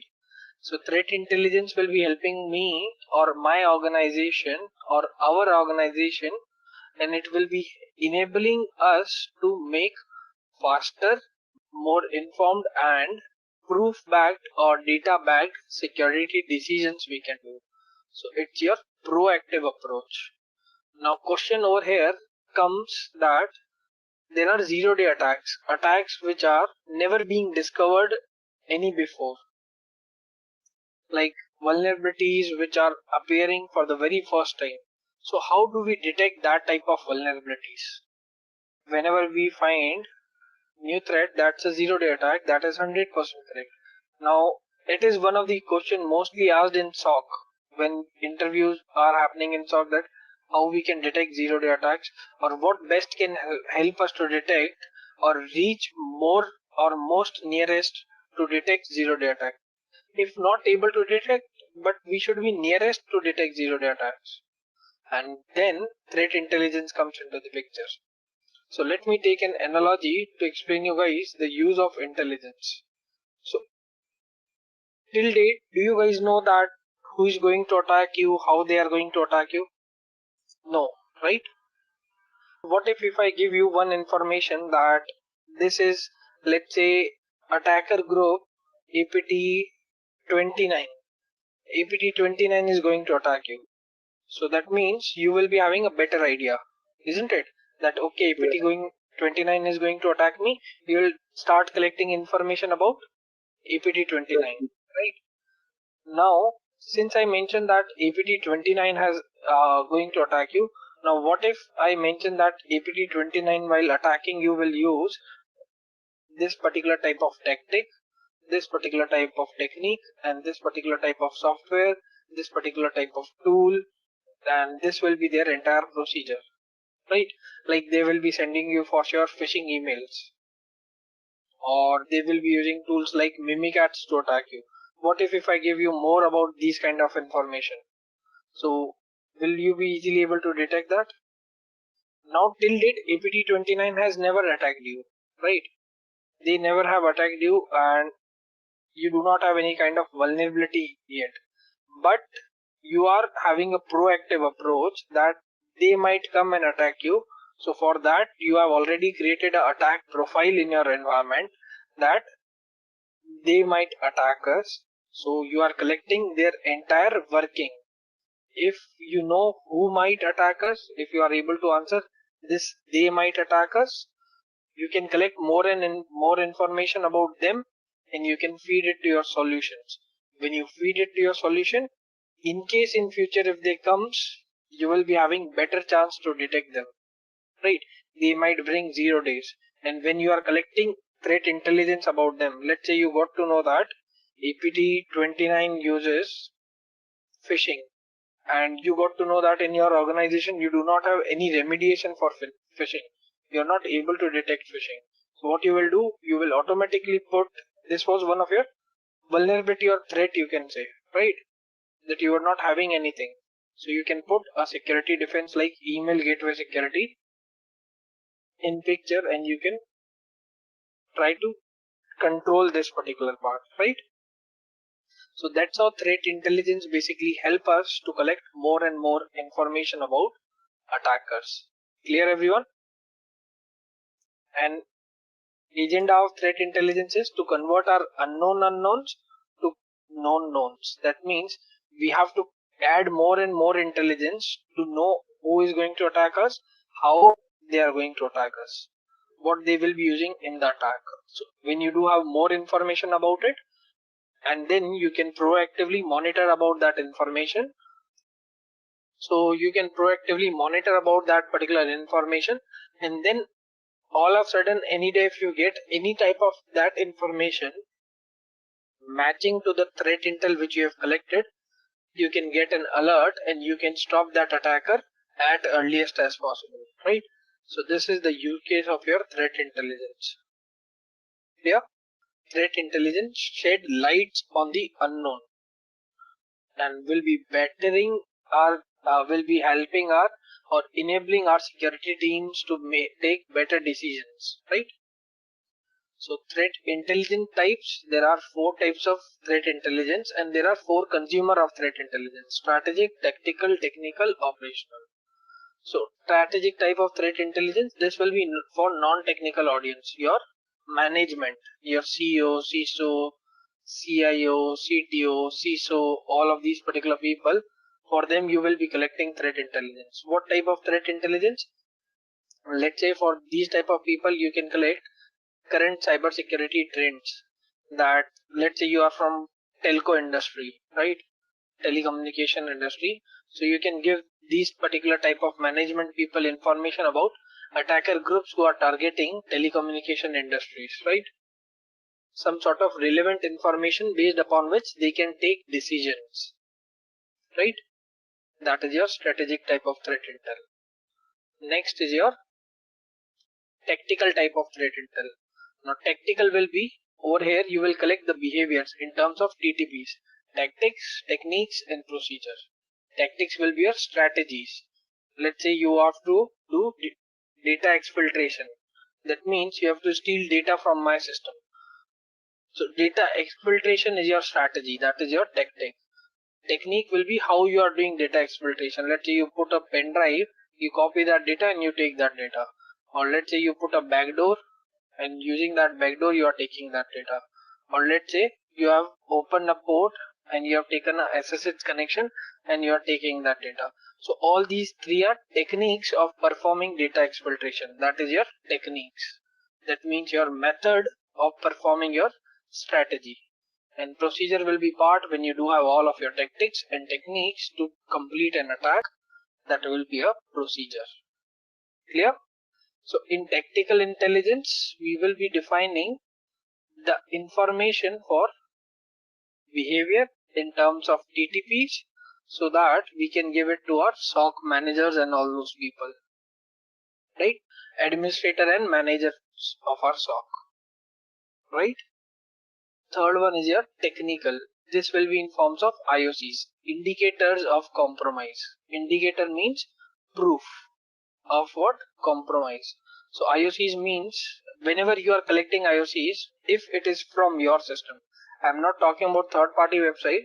If you are collecting IOC from your system, and if you got an IOC from your system, that means it is 100% sure that your system was being compromised. Either it was compromised earlier or it is still going on. Compromise is still going on. Both of these can be the cases in terms of your IOCs. Indicators of compromise means successful compromise has happened or is still in process, right? And indicators means these are the points or the proof which can be indicator of your compromise. So there are things like IOA also, indicators of attack. Now indicators of attack will be just telling the behavior, or you can say the intent of the attack. Let's say you did find out a tool when you were having IOCs, you did find out a tool that attacker downloaded Mimikatz tool. So indicator of compromise is Mimikatz tool, but indicator of attack with this Mimikatz tool can be that attacker's intent for using this tool. That means credential dumping. Attacker was trying to steal your credentials, right? So indicator of attack is this Mimikatz tool, but for indicator of compromise is Mimikatz tool, but indicator of attack is your credential dumping, right? That was the reason why attacker used this tool, right? So both of them are different. Clear? Then last one is, guys, your operational. So operational one will be the part where we will be collecting information about a specific type of threat, and this will be again given to the incident responders or can be given to the network defenders and all, right? So specific target, let's say you can give information about APT29 who might attack your organization. So entire plan you are giving about, or entire life cycle you have given about APT29 to these people, right? So that is your indication of attack. Clear? These are 4 different types of threat intelligence we do have. And same part where I was talking about, guys, TTPs, and same part where I was talking about IOCs, there is this particular triangular shaped thing in front of you all. That is what we do call as pyramid of pain. In threat intelligence, it does have its own significance where it tells us that we have to collect information about attackers as values. It is very easy, we can find out. If I have to collect attackers IP address, it's easy. Domain, again it is simple. Network, host, artifacts, what kind of system it does compromise. It might be annoying, but we can collect it. But the behaviors, TTPs, it is very tough. Like if I ask you guys to find out my behavior, will that be an easy process for you? No, right? You have to engage with me, or you have to collect or observe and wait for my behaviors, right? But if I ask you guys that collect some sort of information about me, like my name, my email address, the school I studied, or the profiles which I do have, or some sort of links which I do have shared, so will that be hard for you all? No, right? So that is what we do have in terms of IOCs. IOCs are always signature based. IOCs categories. So your IOCs categories can be like IP addresses, URL, hashes, domains. You can include file types, processes, file size. All these can be the part of your IOCs, right? Behaviors are altogether different part. Those are your TTPs, right? So these type of information, it is easy to find, but behaviors are not easy to find. And when you are finding the behavior of an attacker, even attacker are also person like us, right? They are also the creator of habits. So they will be also having habit for attacking, right? Like if I ask you, simply we all do have habit. We wake up, we go to office, we do our stuff, and then we basically end our day. What if next day someone says that you do have to basically do all of that different schedule, wear a different dress, go to a different office, do a different work? Will that be easy for you to adapt? No, right? Same type of change is very hard for attackers to adapt. That's why TTPs are very hard to adapt, but once collected, it will be very long term, right? So that is all about your threat intelligence also. And let me just give you a quick overview of your SIM solution as well, as it was being requested by a couple of us.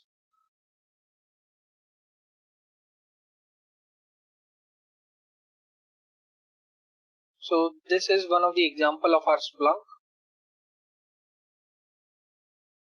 So over here guys, what I can do is I can add data over here. In terms of files I can upload, if I do have files, I can upload files. I can monitor the data on system. I can bring the logs from another system and I can monitor those logs over here, right?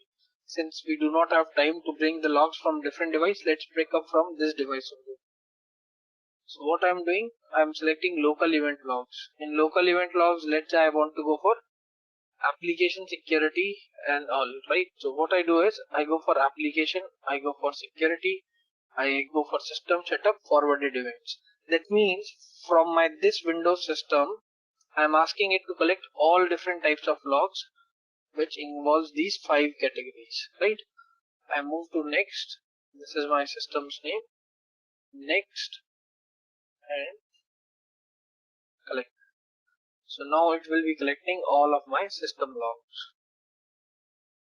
So it will be collecting Windows event logs from my host. All time it has collected, can you see 36,000 events so far. Now all these are different events over here. Like this was one of my Windows event logs for security. Event code is 4672. What do you mean by 4672 event code guys? Log on, log off. That means joined in, joined, like turned off, right? Log in, log off. Can you see task category is special log on? So your category is log on, log off, and subcategory of login, log on is special log on, right? So that means special privileges were being assigned to new log on, right? This is all the different types of logs I do have, right? 4624, 4672, 4624. Then what if I basically do it in real time? That means in 30 seconds if it tries to show me. I can wait if there is any type of log being matched. Let's say I go ahead, I try to execute some sort of application. I do have a sample malware over here. Let's say I try to execute this malware or this tool, right? Let's see if it has picked up.